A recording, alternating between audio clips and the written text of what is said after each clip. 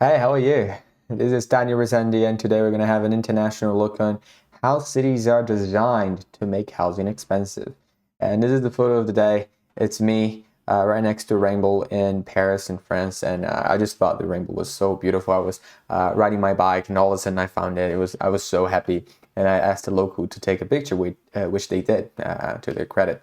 But yeah, let's move on. So we're going to divide this in a few steps, and I'm going to do step one, step two. So let's start. Step one, have nearly all of your territory be uninhabitable and the entire population distributed across half a dozen cities. Concentration really helps jack up prices. You can see Australia and Canada are great examples of how to make housing expensive. You have obviously most Canadians living right next to the American border, and most Aussies living by the ocean and in very few and select cities.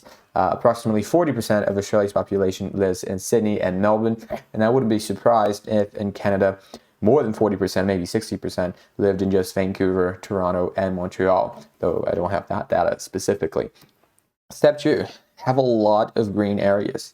Have parks everywhere. I've lived in Montreal. I've lived in Melbourne. Believe me, they check the box. And I'm pretty sure most other Aussie cities and Canadian cities, at least the ones I've visited, also check the box. You got to make sure to have some of the greenest cities in the world because less space to build equals, by definition, a higher land cost. So you have everyone in only a few cities, and even in those cities, you have a lot of spaces where they can't build, where you can't build houses, where you can't build apartments, where you can't build any commercial land for that matter. And obviously, that's going to tend to jack up prices as well. Uh, Step three, urban sprawl. Make sure that your national dream is related to home ownership and that apartments are viewed negatively. The less verticalization, the higher the urban sprawl and the higher the prices tend to be. So obviously in all of the Anglosphere countries, but especially in the big countries, that is US, Canada, and Australia, you have a dream, the Australian dream, the Canadian dream, the American dream. Those all involve owning a home, owning a house. And an apartment just doesn't give that same feel, which just means that you're going to have to keep building and you build, instead of building vertically, you build horizontally. And we can see that, for example, in Germany, around 57% of people live in apartments. In Spain, 66. In France, it's 47. Australia and Canada, it's under 25%. And I wouldn't be surprised if America was near the bottom as well. Obviously, the less apartments there are, the less efficient housing is. I'm not saying it's a bad thing. I myself would love living in a big house just for myself.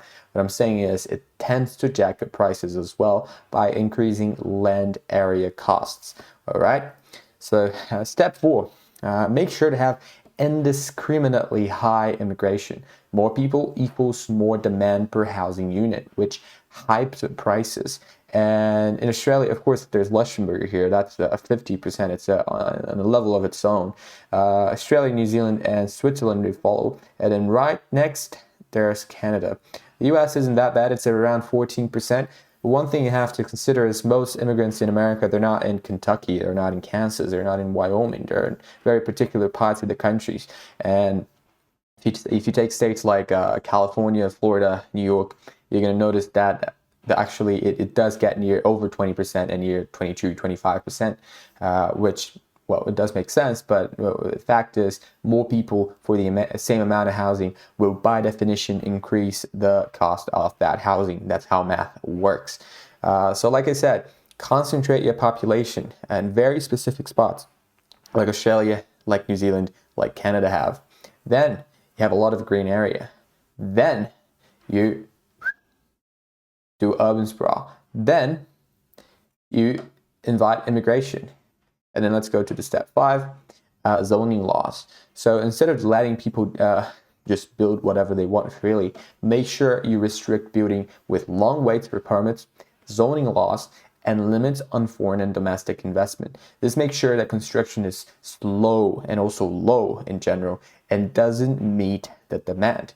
Because then, of course, with less housing units being built, with less projects being approved, you're going to have a less total amount of housing, which is going to amount to jacking prices up as well. Step six, make sure to control rent. Rent controls and strict restrictions on evictions, they lower incentives for new construction, and they incentivize owners to raise rental prices at the start of new contracts and have strict vetting procedures for new renters.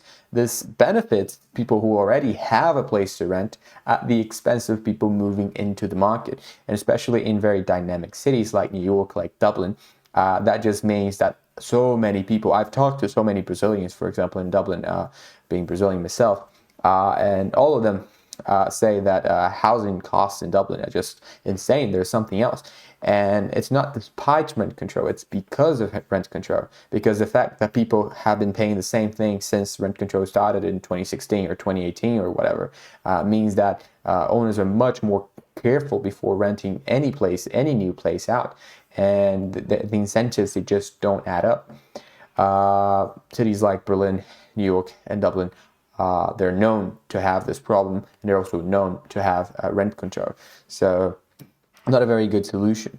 Let's do a little wrapping up here. The West is a victim of its own success. Western countries are good. It is good to live in Canada. It's good to live in Australia. It's good to live in New Zealand. It's great to live in so many places in Europe. But when it comes to housing, large homes, suburban living, parks, and immigration all contribute to higher costs. They only don't if you don't believe in math, and I believe you do, or at least you should. Now, this is made worse by zoning laws, rent controls, and building restrictions. Those are some things that you could more easily fix without completely changing the culture.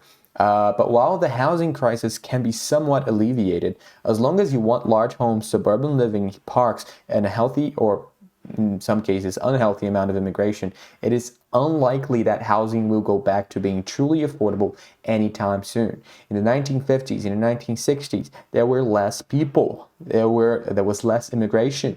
Even the houses were smaller in some cases, and it's unlikely that we'll ever go back to that. It's unlikely that we want to go back to that.